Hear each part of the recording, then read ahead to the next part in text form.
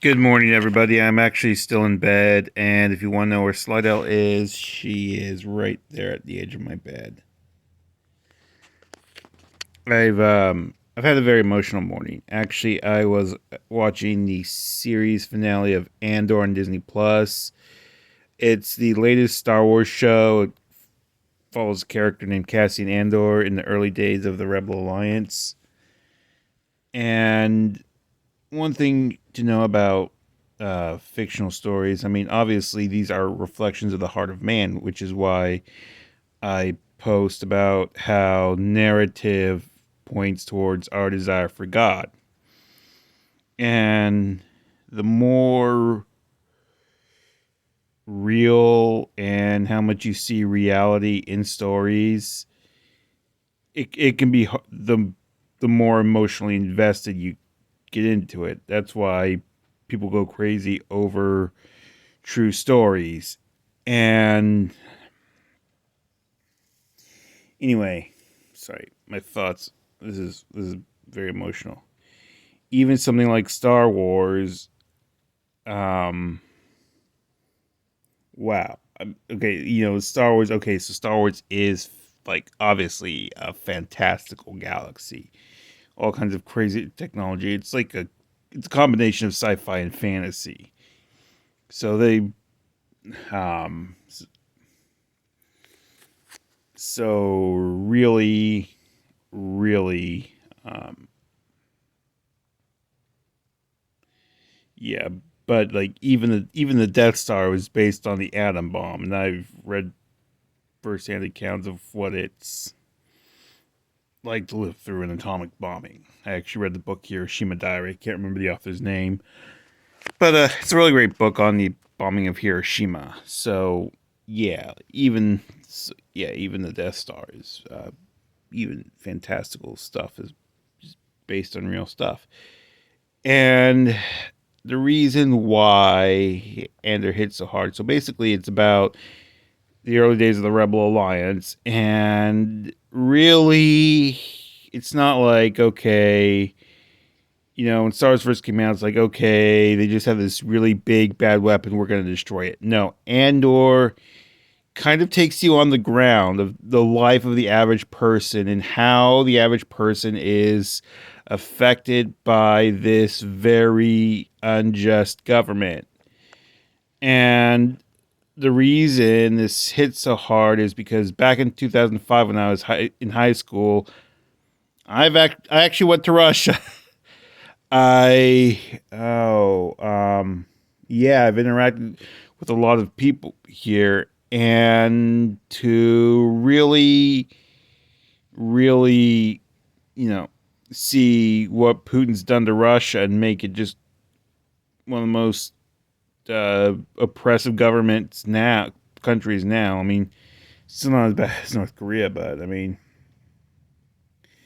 it's very hard. And what really, so yeah, I've been to Russia. I always want to go back and evangelize. I want to learn Russian, and I love Russian history. Actually, that's why I like the Cold War. I like to learn about nuclear weapons. I like to learn about Russian history, and my dad was a Cold War submariner. So, hey, yeah, my dad was actually on a in the Navy on a fast attack submarine. He's not allowed to say if he spied on the Russians, but probably did. Um, so yeah, and so now actually I've always wanted to evangelize in Russia, and Putin outlawed evangelism, and because and like I don't know, it's just one of those things where a heart stung by death will do stuff that just like all the only thing you could reason is just somehow death drove him to do that. And then I was watching the YouTube channel Generation Tech, which is a Star Wars channel that talks about Star Wars. There's a lot of analysis, talks about the lore, and it's been very useful. And they put out all this stuff on Andor, and it's actually very useful analysis. Really helped me understand the show and Star Wars as well. And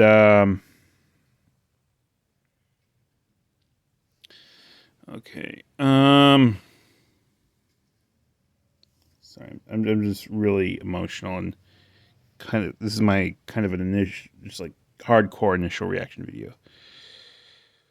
What fascinated some of the stuff that fascinated me is I keep forgetting the characters' names. I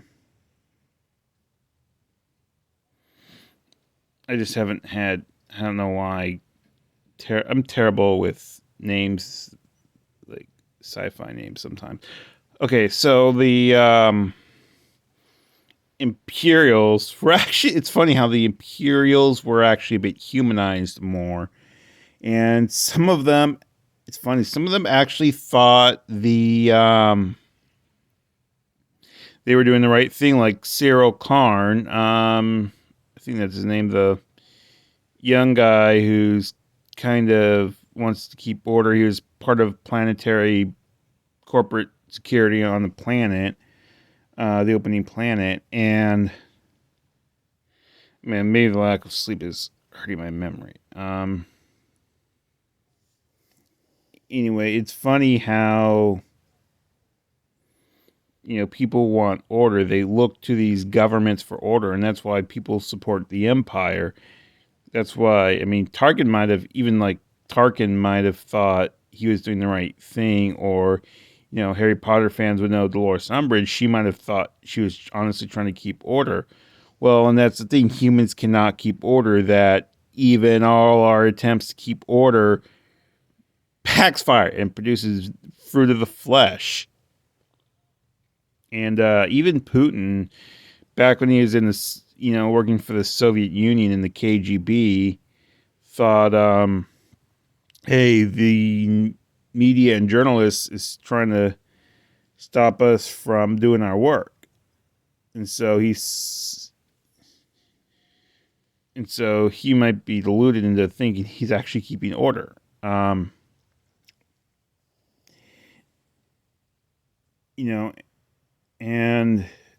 it's very challenging. And I mean, even politically, like the whole Black Lives Matters movement becomes an issue of this. Okay, we want to, I mean, we people feel like, okay, we need the police to keep order, but people feel like the police are abusing their power. And that's just how it is. Any government system, because it's man-made and it's people lusting after life, there's going to be abuse of power. And the only alternative to a government system is anarchy, which, hey, that's even worse than no government, actually, because, I mean, people will just do what they want, and you'll still have people trying to abuse other people for power. Okay, so there is that. And the rebels weren't exactly 110% good guys. Okay, I won't say many details about the heist in case you feel like watching this show, because it's really, really good. If you like Star Wars, you'll like it. Now, I will say it takes time to develop characters, so it was people felt it was too slow. But I mean, I don't think it was actually a bad thing. I would put that in the okay personal preference. I could understand why some people wouldn't like that slow pacing, which I think it's real sad that nowadays we don't have an appreciation for slow things. So I'm going to raise my kids on Mr. Rogers. Okay.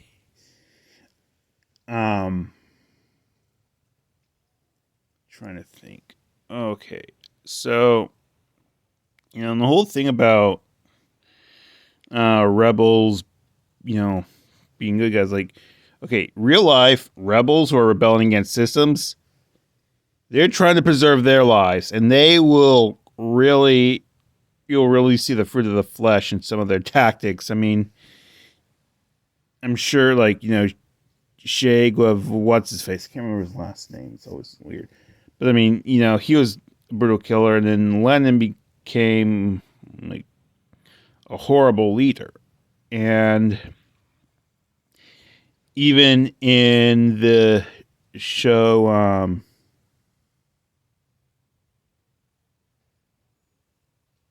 Andor, it's fascinating. I mean, I'm sure. Well, I've heard. I'd actually like to go back and study the American Revolution rethink what kind of stuff the founding fathers and rebelling colonists did. That was horrible. I'm sure there's a lot of stuff. I'm sure some of those guys are radical. Okay, so yeah, in Andor though, you still see,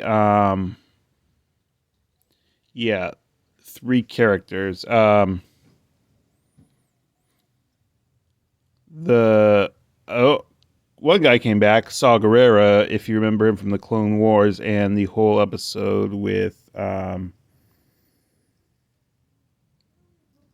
the is Andor. I can't remember. I need to rewatch the Clone Wars.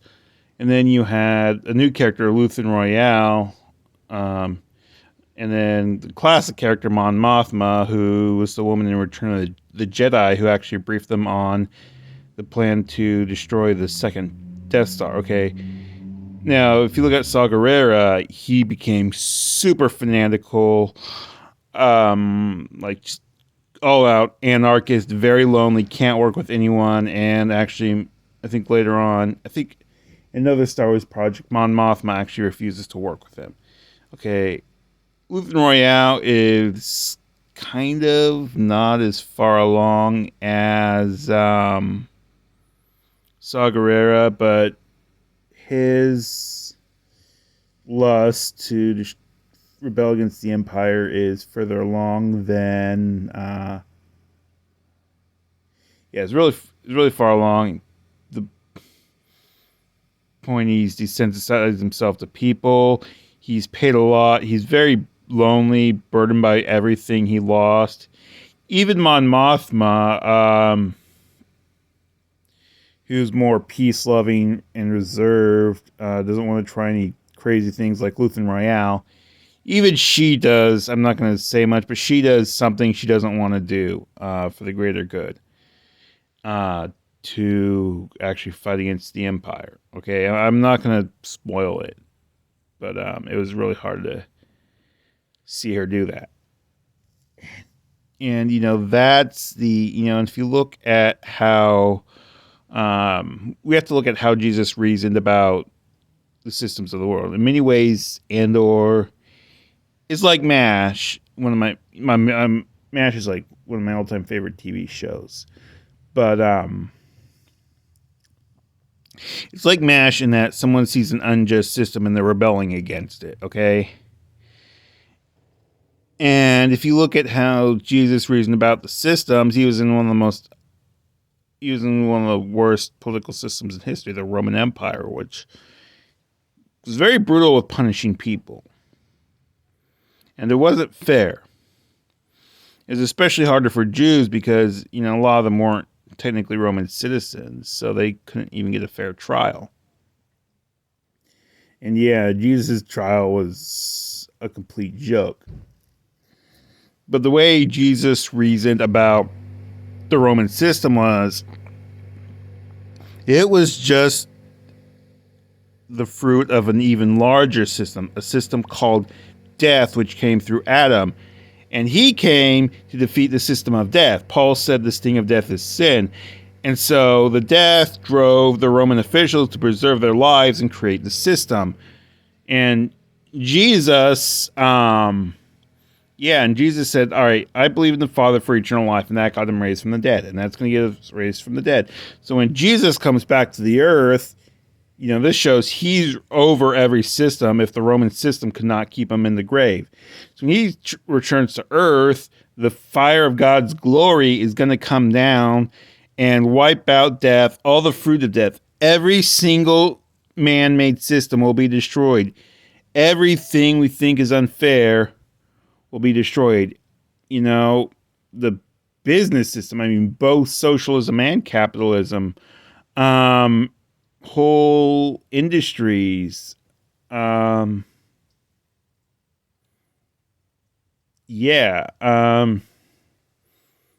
funny because I've seen the fruit of death in socialism and capitalism. I've seen the fruit of death in both the traditional medical industry as well as the holistic medical industry. Let me just say, both are man-made, so stop acting like one is great and the other one is terrible. or the education system. That's one of my least favorite systems in the world, to be honest. I have so many problems and opinions about that, but even that is not the problem. It's this problem of death, and the education system is just man's attempt to fight death. And when we see that, we don't have to become angry and bitter. Like I said, I mean, you know, going against systems, it doesn't have to be like a tyrannical government. Like, even in democracy, we try to get rid of one political party. We might create policies to hold back on systems. I mean, back in my days of pro-life advocacy, I was trying to end the abortion system, which I find I don't have to do anymore. And honestly, that influenced my heart to become like past rebel leaders. I mean, to become fanatical, to become unloving and judgmental. In some ways, I was like Saw Gerrera or Luthen Royale, in that my attempts to fight death really, really influenced my heart for the worse, and I was bitter and angry. So yeah, okay. Wow, this is a long video. Where am I? All right. Slidell's still there. She's still sitting on my bed. Hey, Slidell. See your backside. But yeah. So yeah, that's a lot to say about one show. But I'll say this much.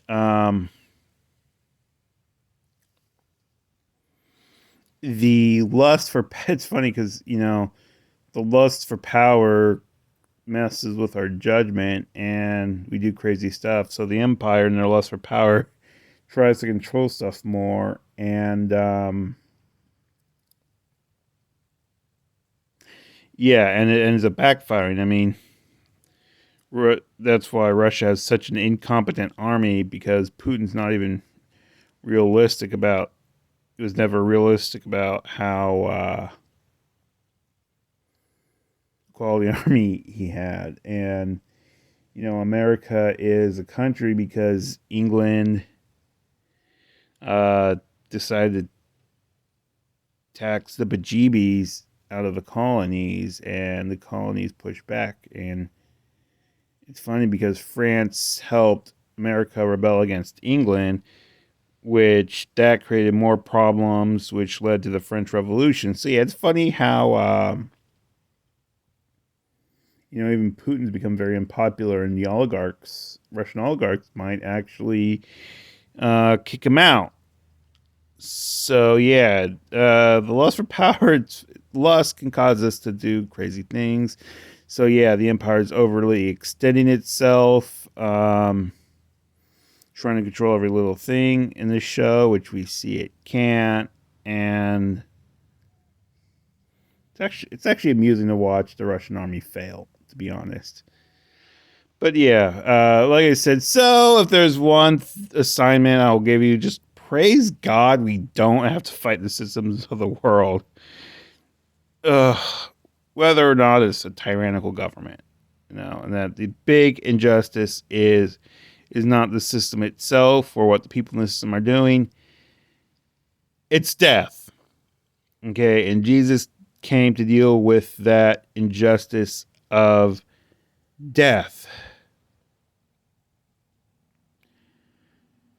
I'm James Tuttle, and man, I can't wait for season 2 of Andor to come out.